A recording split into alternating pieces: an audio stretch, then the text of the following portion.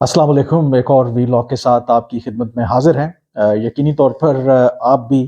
दुखी होंगे। Pakistan T20 world cup का जो फाइनल है वो हार गया और जाहिर है कि फाइट तो की हमने एटलीस्ट जहां तक बॉलिंग डिपार्टमेंट की बात है। और अगर 15-20 रन और किए होते तो डेफिनेटली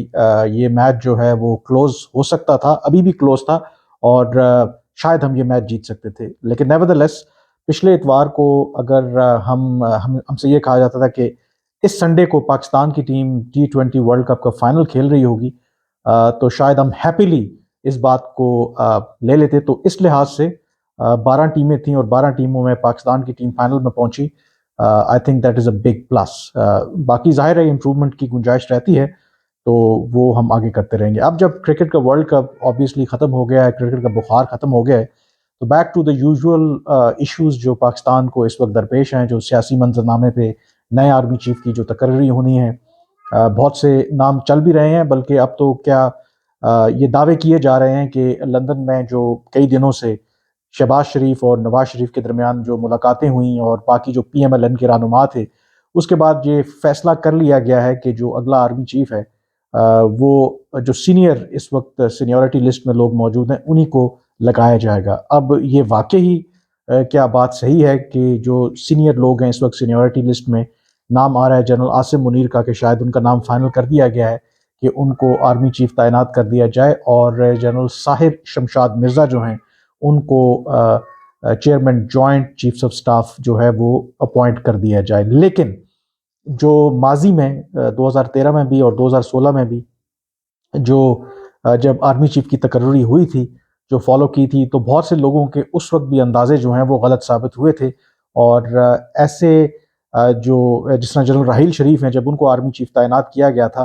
तो राहील शरीफ वो कैंडिडेट थे उस वक्त जिनके बारे में मीडिया में या अदरवाइज बहुत कम बात हुई, शायद लोग उनको बहुत ज़्यादा चांस नहीं दे रहे थे। इसी तरह 2016 में जब जनरल कमर जावेद बाजवा की तैनाती हुई, तो अगेन वो एक ऐसे जनरल थे जिनके बारे में मीडिया में कोई बहुत ज़्यादा तज़किरा नहीं हुआ, लेकिन जब उनको ज़ाहिर नामज़द किया किया तो बहुत से लोगों के लिए ये एक सरप्राइज़ था। तो इसीलिए at least I will keep my fingers crossed, जब तक फाइनल डिसीजन हो नहीं जाता, जब तक नोटिफिकेशन या बाकायदा ऐलान नहीं हो नहीं जाता, तो पाकिस्तान में कुछ भी हो सकता है। आज 13 नवंबर है और अभी भी 16 दिन बाकी हैं जब army chief general Qamar Javed Bajwa ने रिटायर होना है। तो एटलीस्ट इतने दिन बाकी हैं कि इन दिनों में कुछ भी हो सकता है और कोई भी तब्दीली हो सकती है। तो लेट्स सी, आगे जब जो कुछ होगा तो डेफिनेटली आपके साथ वो शेयर करेंगे। जो बात आपसे डिस्कस करनी है कि इमरान खान साहब वैसे तो जाने माने जाते हैं कि वो यू टर्न लेते हैं, और इमरान खान साहब को खुद इस बात पर कोई एतराज़ भी नहीं है। वो समझते हैं कि जो एक लीडर है, उसकी उसका खासा ही यही है कि वो वक्त के साथ अपनी जो हिकमत अमली है उसको रिव्यू करता है, और अगर उसे मुनासिब लगे कि यहाँ पर यू टर्न लेना ठीक है तो वो उस पर यू टर्न ले लेता है। ये इमरान खान साहब का अपना एक फ़लसफ़ा है, अपना तरीक़ाकार है। हालाँकि हो सकता है कि बहुत से लोग उनसे इस बात से इत्तेफ़ाक ना करें। अब इमरान खान साहब ने एक और बड़ा यू टर्न लिया है। डेफ़िनेटली ये बहुत बड़ा यू टर्न है, और वो यू टर्न क्या है? वो है जो इमरान खान साहब जब से उनको इक़्तिदार से निकाला गया है, जो वो एक बयानिया उन्होंने बनाया कि उनको अमरीकी साज़िश के ज़रिए हटाया गया। बहुत ज़्यादा इस पर बात हो चुकी है उस अमरीकी मरासले की, उस सिफारती मरासले की, जो लिखा गया। हमारे सफ़ीर थे जो असद मजीद, मार्च में अमेरिका में जब उनकी मुलाकात हुई अमरीकी एक डिप्लोमेट डोनाल्ड लू से। डोनाल्ड ब्लूम तो इस वक्त जो हैं वो एम्बेसडर हैं पाकिस्तान में अमेरिका के। तो डोनाल्ड लू ने इमरान खान साहब के बकौल उस साइफर का हवाला देते हुए वो कहते हैं कि धमकी दी थी पाकिस्तान को कि अगर इमरान खान साहब के खिलाफ तहरीक अदम एतमाद कामयाब ना हुई तो पाकिस्तान को उसके संगीन नताइज भुगतना पड़ सकते हैं। और उसके बाद जब तहरीक अदम एतमाद कामयाब हुई तो इमरान खान साहब मुसलसल इस बयानियों को लेके आगे चल रहे हैं, और इस बात पर वो बज़िद हैं कि उनको जो हटाया गया वो अमेरिका ने साजिश की, और जो पाकिस्तान के अंदर जो लोकल हैंडलर्स थे जिसमें अपोजिशन की जमातें और कहीं ना कहीं वो एस्टैब्लिशमेंट पर भी इल्ज़ाम आयद करते हैं, उनके साथ मिलकर उनको हटाया गया। और उनको हटाए जाने की सबसे बड़ी वजह इमरान खान साहब वो ये बताते हैं क्योंकि वो अमेरिका के ग़ुलाम बनकर नहीं रहना चाहते थे। उन्होंने एब्सोल्युटली नॉट उनको बोला, और वो पाकिस्तान की जो खारजा पॉलिसी है اس کو انڈیپینڈنٹ رکھنا چاہتے تھے، وہ روس کے ساتھ تعلقات کو بہتر کرنا چاہتے تھے، وہ چین کے ساتھ اپنے تعلقات کو جو پاکستان کے مزید وسعت دینا چاہتے تھے، اور اس وجہ سے امریکہ نے ان کو یہ سزا دی اور ان کو ان کے عہدے سے تحریک عدم اعتماد کے ذریعے ہٹایا گیا۔ لیکن اب عمران خان صاحب نے ایک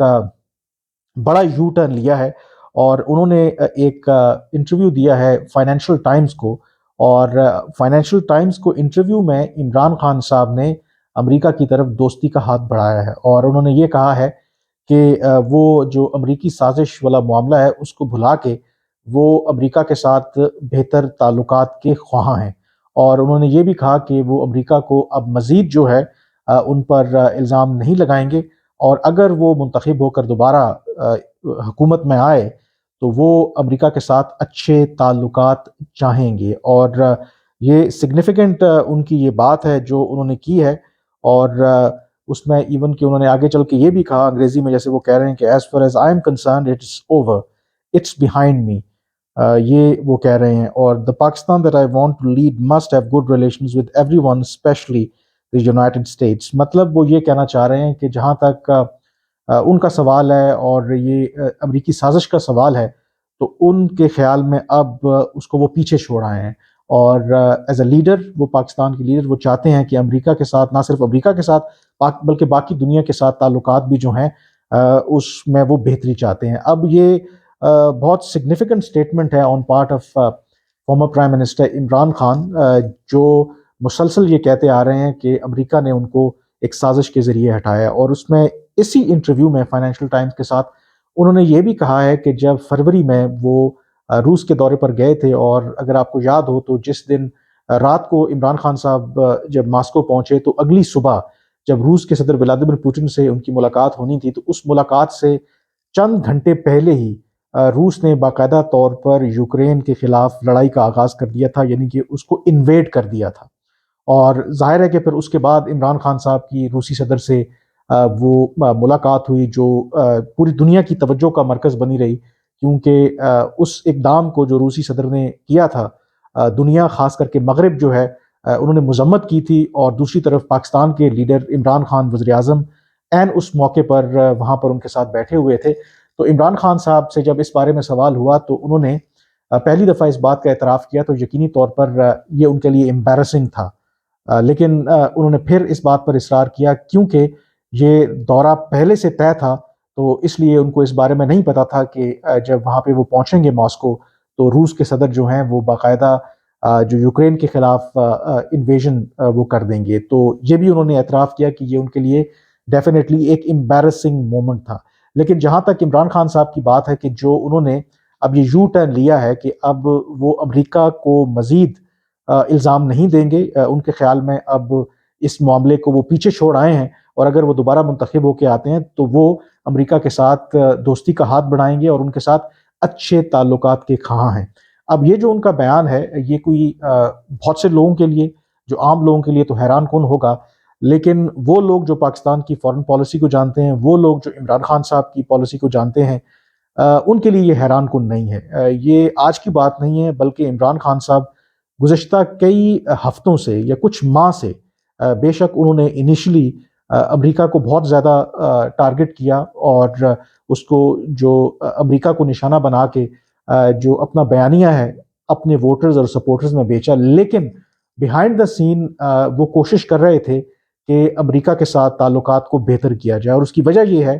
کہ عمران خان صاحب یہ جانتے ہیں کہ اگر وہ دوبارہ منتخب ہو کے آتے ہیں تو امریکہ جیسی جو بڑی طاقت ہے ان کے ساتھ دشمنی لینا وہ پاکستان کے بالکل مفاد میں نہیں ہے۔ اس کی بہت سی وجوہات ہیں، ظاہر ہے کہ ابھی بھی بے شک چین اور روس امریکہ کو ٹکر ضرور دے رہے ہیں، لیکن دنیا کا جو اس وقت انٹرنیشنل فائنینشل سسٹم ہے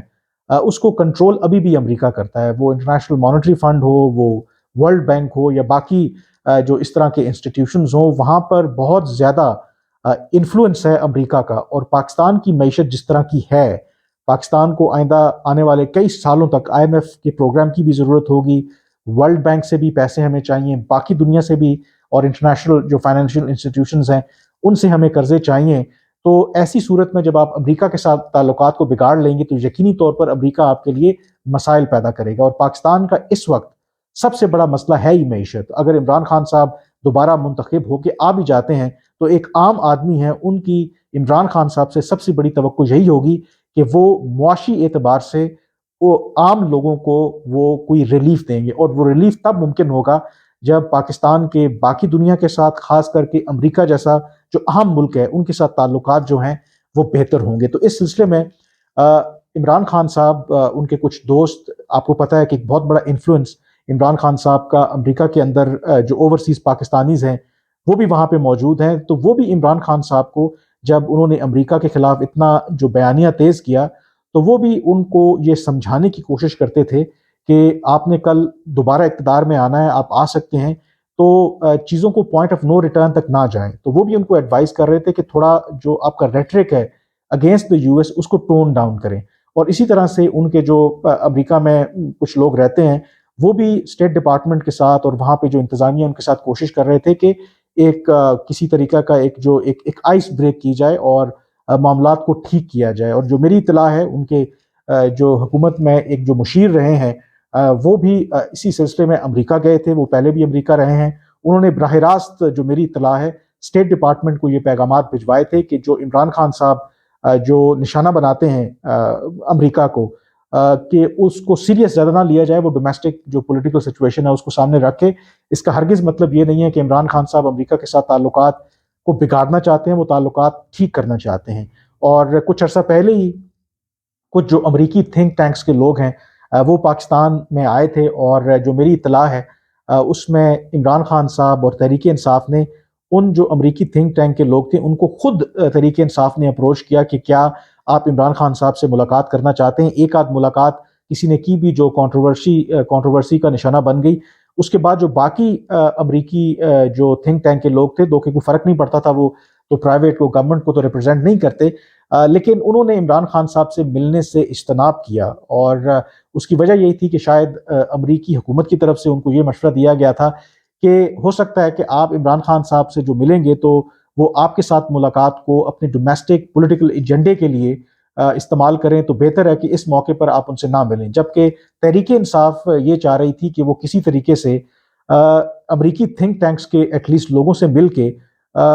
کچھ ایک راہ ہموار کرے مفاہمت کی، اور چیزوں کو امریکہ کے ساتھ بہتری کی طرف لے کے جائے۔ جو تعلقات میں اتنی زیادہ خرابی آئی ہے اس میں تھوڑا سا ٹھہراؤ لایا جائے۔ تو عمران خان صاحب، ان کا جو پاکستانی عوام کے سامنے بیانیہ اپنی جگہ پہ، جس میں وہ امریکہ کو ابھی بھی نشانہ بناتے ہیں، شاید آگے بھی نشانہ بناتے رہیں گے، لیکن پس پردہ عمران خان صاحب، ان کی جماعت امریکہ میں جو ان کے سپورٹرز ہیں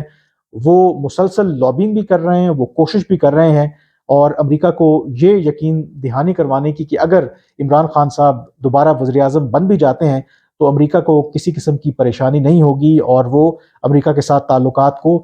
بہتر انداز میں ہی دیکھنا چاہیں گے۔ تو یہ بنیادی طور پر عمران خان صاحب نے ایک بڑا یو ٹرن لیا ہے، لیکن اب اس کے اندر امپورٹنٹ سوال یہی ہے کہ جتنا عمران خان صاحب نے جب سے ان کو اقتدار سے الگ کیا گیا اس ملک کے اندر، ظاہر ہے ان کے سپورٹرز اس بات پہ بلیو کرتے ہیں کہ امریکی سازش ہوئی ہے، جو اینٹی امریکن سینٹیمنٹس پاکستان کے اندر انہوں نے اس کو ابھارا ہے، کیا اس کے بعد جو کوئی بھی امریکی انتظامیہ ہوگی وہ عمران خان صاحب پر اعتماد کرے گی؟ یہ ایک بہت بڑا سوالیہ نشان ہے۔ ایون اگر وہ منتخب ہو کے آ بھی جاتے ہیں تو شاید عمران خان صاحب اور ان کی حکومت کو بہت زیادہ ایک ہارڈ ورک کرنا پڑے گا چیزوں کو سٹیبلائز کرنے کے لیے۔ آج کے وی لاگ سے اتنا ہی، مجھے اب اجازت دیجیے، اللہ حافظ۔